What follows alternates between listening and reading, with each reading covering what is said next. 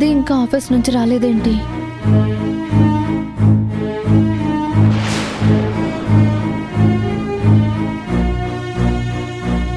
పవి,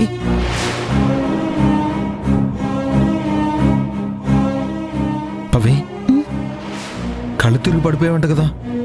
సీతమ్మ చెప్తే నేను చాలా టెన్షన్ పడ్డాను. ఇప్పుడు ఎలా ఉంది? ఏం ప్రాబ్లం లేదు కదా? ఎందుకైనా మంచిది ఒకసారి డాక్టర్ దగ్గరికి చెకప్కి వెళ్దామా? మరీ అంత సీరియస్గా తీసుకోవాల్సిన హెల్త్ ఇష్యూ ఏం కాదా అది. 2 days నుంచి సరిగ్గా ఫుడ్ తినకపోయేసరికి నీరసం వల్ల అలా అయ్యింది. మరి ఫుడ్ మంచిగా తినకపోతే ఎలా పవి? ఇప్పుడు చూడు, అందరినీ టెన్షన్ పెట్టావు.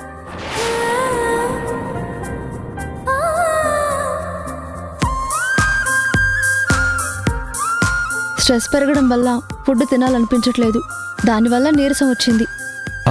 పవి, ఇక్కడే ఉన్నావా పవి? సడన్ గా హెల్త్ డిస్టర్బ్ అయిందంట. హెల్త్ ఏం డిస్టర్బ్ కాలేదు, కొంచెం కళ్ళు తిరిగాయి అంతే. నీకు అలాగే అనిపిస్తుంది పవి, కానీ నీకే చిన్న ప్రాబ్లం వచ్చినా నిన్ను ఇష్టపడే మాకు చాలా టెన్షన్గా ఉంటుంది. నాకే అలా ఉందంటే ఒక్కసారి ఆది గురించి ఆలోచించు.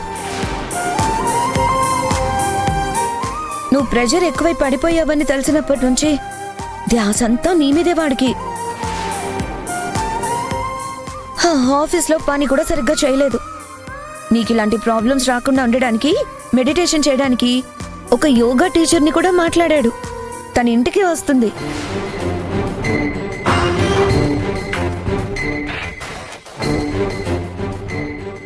అప్పుడు నువ్వు ఇంట్లోనే మెడిటేషన్ చేసి నీ డిప్రెషన్ అంతా దింపేయచ్చు. కొన్ని డిప్రెషన్స్, కొన్ని తలనొప్పులు యోగాతో మెడిటేషన్తో తగ్గవు సంజు. నువ్వు నన్నే అంటున్నావని నాకు తెలుసు. నిన్నే అంటున్నాను. నీలాంటి వాళ్ళుంటే యోగాలేం పనిచేస్తాయి? అయినా నువ్వు మరీ అంత ప్రెషర్గా ఎందుకు ఫీల్ అవుతున్నావు? మనం రోడ్డు మీద నడుస్తుంటే సడన్గా చాలా పెద్ద గాలి స్టార్ట్ అవుతుంది. దుమ్మంతా ఎగిరొచ్చి మీద పడుతుంది. దుమ్ము మీద పడాలని ఎవరైనా కోరుకుంటారా? అలాగే ప్రెషర్ ఫీల్ అవ్వాలని కూడా ఎవరూ కోరుకోరు. కొంతమంది వల్ల, కొన్ని కారణాల వల్ల వద్దనుకున్నా వస్తాయి. Excuse me. శిల్ప గారు రండి.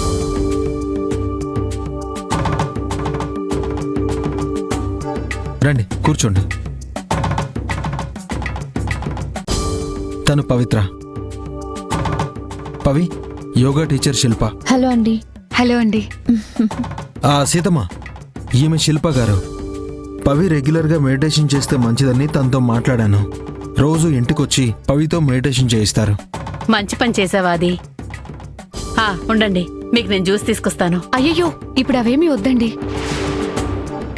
పవిత్ర గారు, మీ food habits, regular activities, sleep ఎన్ని అవర్స్ ఉంటుందో లాంటివి, మీ డైలీ రొటీన్ వర్క్స్ నాకు డీటెయిల్స్ కావాలండి.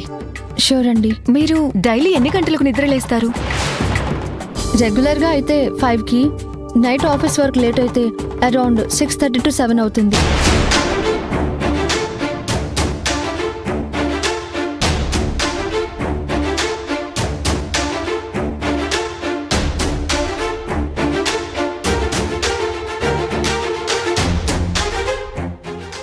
మీరు చెప్పిన డీటెయిల్స్ని బట్టి ఓవర్ థింకింగ్, ప్రాపర్ స్లీప్ లేకపోవడం వల్ల మీకు స్ట్రెస్ పెరుగుతుంది.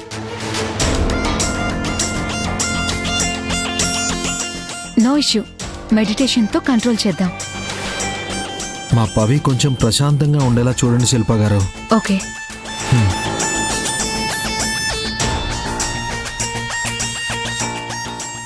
ఆదికి మీరంటే చాలా చాలా ఇష్టమని, మీ గురించి చాలా కేర్ తీసుకుంటారని అతను ఫోన్లో నాతో మాట్లాడినప్పుడు అతని మాటల ద్వారా నాకు అర్థమైంది.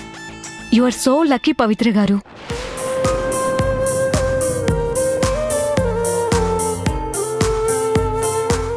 మీరు కరెక్ట్గా చెప్పారు. మా ఆదికి పవినే ప్రపంచం.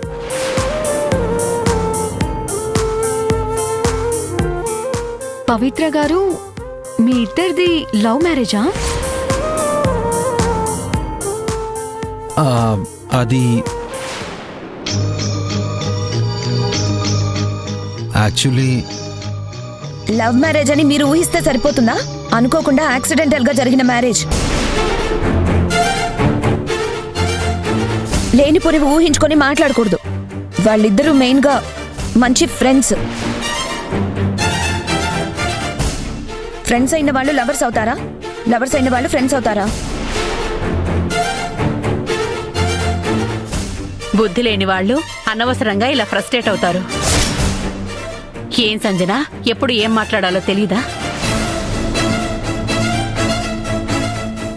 పాపం, తనకు తెలియక అడిగింది. దాంట్లో తప్పే ఉంది. పవిత్రకి ప్రెషర్ తగ్గించడానికి వచ్చిన యోగా టీచర్కి నువ్వు ప్రెషర్ పెంచేలా ఉన్నావు. కరెక్ట్గా చెప్పారండి. ఈవిడ ఫ్రస్ట్రేషన్కి నాకే మెడిటేషన్ అవసరం అయ్యేలా ఉంది. పవిత్రకు ఎందుకు యోగా అవసరమైందో నాకిప్పుడు అర్థమైంది.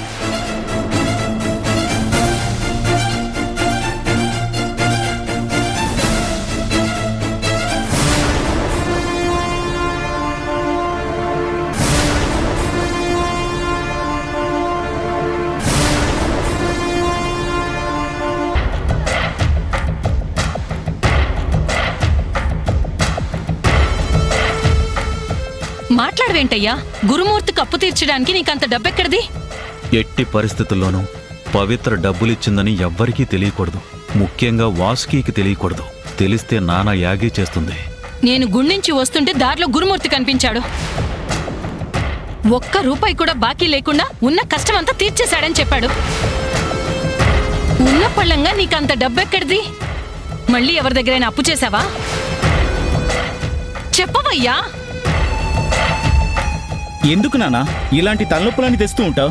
అమ్మని టెన్షన్ పెట్టకుండా అడిగిన దానికి సమాధానం చెప్పు నానా. అన్ని బుర్రతక్కువ పనులు చేస్తున్నావు నువ్వు. విక్రమ్, తండ్రితో మాట్లాడేటప్పుడు కాస్త నోరు అదుపులో పెట్టుకుని మాట్లాడు. పరువు గురించి మీరిద్దరూ మాట్లాడుతున్నారా? తప్పులు చేయడం మా హక్కులాగా యథేచ్ఛగా గొడవలు సృష్టించే మీరు అప్పు చేశానని నన్ను నిలదీస్తున్నారా? ఏమయ్యోయ్, మాట అదుపు తప్పుతుంది ఏంటి కథ? అసలు మీకు నేనెందుకు సమాధానం చెప్పాలి? నన్ను అడగడానికి మీరెవరు? ఓహో, అక్కడ దాకా వచ్చిందా వ్యవహారం?